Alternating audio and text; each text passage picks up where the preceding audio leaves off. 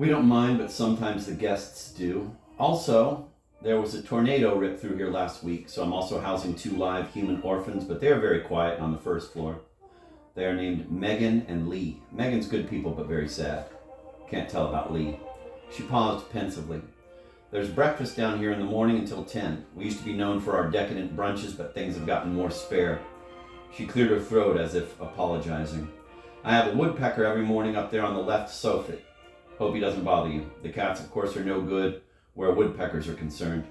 And I've tried the peppermint, the foil streamers, the wind chimes, and the fake painted owls. I've now sent away for a have no heart trap. I'm not sentimental. It's no life for a creature of God, banging your beak into wood. No, it's not, agreed Lily. And it's not even for food, it's to impress the females. A mating ritual. Better just have it all end so the poor thing can start over again as some other species entirely. Their room upstairs was dank as a church and smelled of old wallpaper paste. A large seashell propped the door open. There was no lock or key. Braided rugs were scattered about the wide boards of the maple floors. The bathroom and bedroom windows were patched with ambrotype, serving as make-do stained glass. Finn had heard this was sometimes done with old photography plates when windows broke and there was nothing else.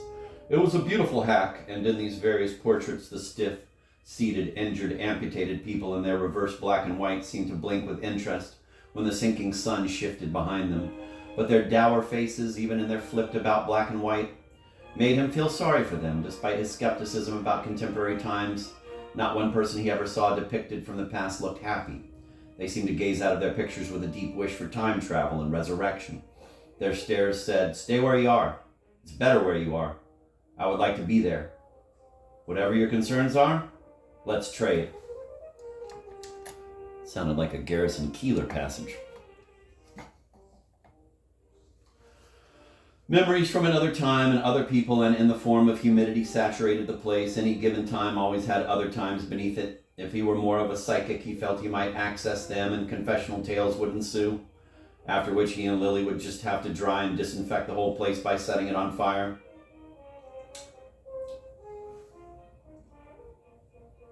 The bathroom had a table fan, and Finn tested it out.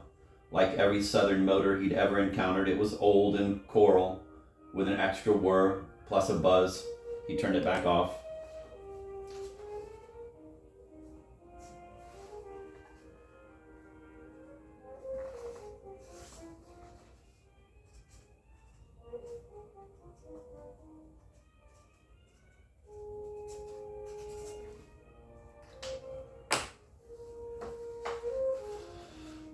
The tub was in the main room against the wall, perpendicular to the bed. It was encased in wood, something he'd never seen before, and some worn stencils had been painted onto the sides.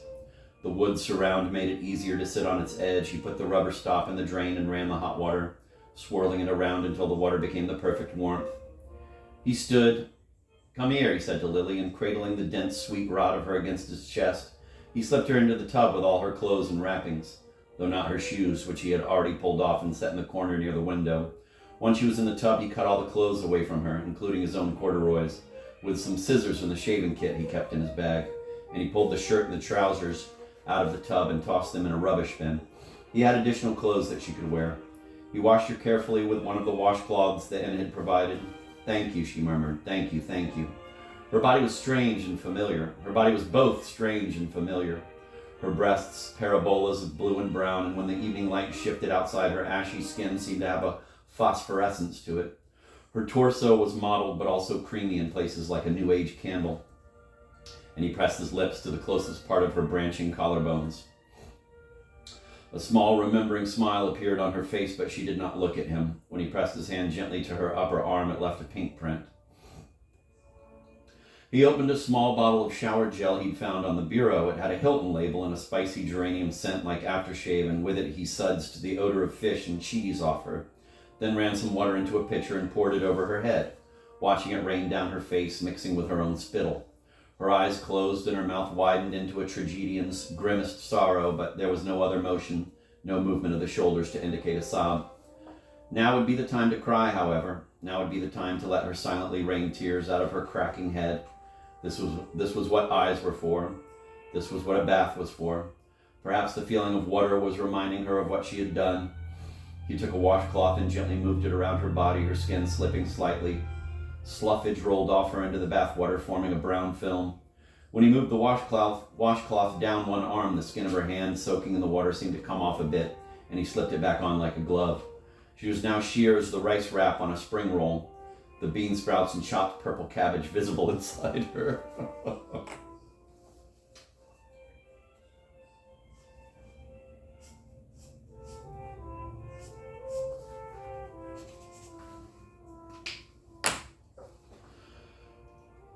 She was now sheer as the rice wrap on a spring roll, the bean sprouts and chopped purple cabbage visible inside her. He continued to rub more gel into her scalp, which moved loosely around on her skull.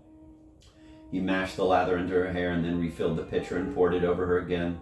This time the water was cooler and it seemed to wake her up. "I am a fish," he said. "You are a fish, or fish-like. My mother is a fish." "Yup, there is that. I suppose by now I have violated the 3-day fish rule." "The fish rule does not apply to you." That is the nicest thing anyone has ever said to me. When he thought he had done the best he could, he lifted her up and swaddled her in 2 white towels, which would have to serve as a kind of rinsing as well. A small writing desk had been placed next to the tub, perhaps as a kind of vanity. A gilt-framed mirror full of spots from where the silver had worn off hung above it on the wall for reference, and in its reflection, surrounded by wallpaper of light blue roses patched with a square of pink leaves and blooms from the Presidential Theater box wallpaper, if the label pasted next to it was to be believed. Emerging from this palimpsest of floral paper was a hologram of a very tired Lily. He began drying her with the towels when suddenly she brightened and said, "I have to pee. Can you help me to the commode?" Was there no greater sign of life than having to pee? Once there, she tilted, then flopped forward, her hair still twisted and wrapped in a towel. I used to watch myself pee this way. Just peek through the space between the toilet seat and the rim of the bowl and watch the rain and the dark bombs and boulders. World War III.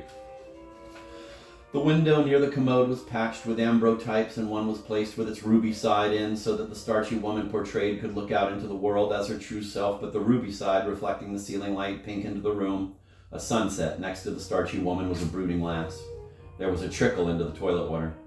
Lily clutched at some toilet paper and then proceeded to wipe herself everywhere, starting with her forehead, her skin pale as tallow, her eyes gold as chicken fat, her expression and complexion a swirling, vibrating mother of pearl.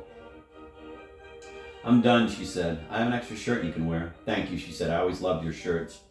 "You need a lot of them as a teacher, and then you can't get new ones because you're a teacher on a teacher's salary, so they grow soft." He paused.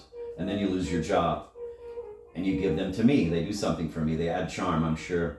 I guess my charisma has always been a bit ramshackle, in need of a susceptible imagination." "Maybe," she smiled as he awkwardly put a white shirt on her that looked like pajamas, but everything on her now looked like pajamas. "Shall we go to bed? Are you tired?" He helped her toward the bed and pulled back the linens and quilt. The mattress beneath was wavy old, and together they gerrymandered themselves into its hidden curves and valleys. He pressed the fronts of his knees into the backs of her knees. Lily sighed. "Everything is too much," she said. "Yes," he said. He understood that their clock was ticking, that he was likely to lose her yet again, perhaps this time to evaporation. But lying close, he could feel the throb, treble, and woof of her pulse and nervous system. "And yet," she said, "here with you, this is my home." He discerned the throat tug of a key change in a song. But nothing was Lily's home, though he did not say this. It was not her fault that her sudden, hectic love was always like that, a flash mob that emerged from nowhere, a dance that twisted out of anonymous movements, then receded back into the crowd, which was sometimes shouting, "The whole world is watching," and sometimes, "Free Barabbas." "The dead prefer the company of the living," she added. "Better light banter." "What is the light banter of the dead like?" "Don't get me started, you don't want to know.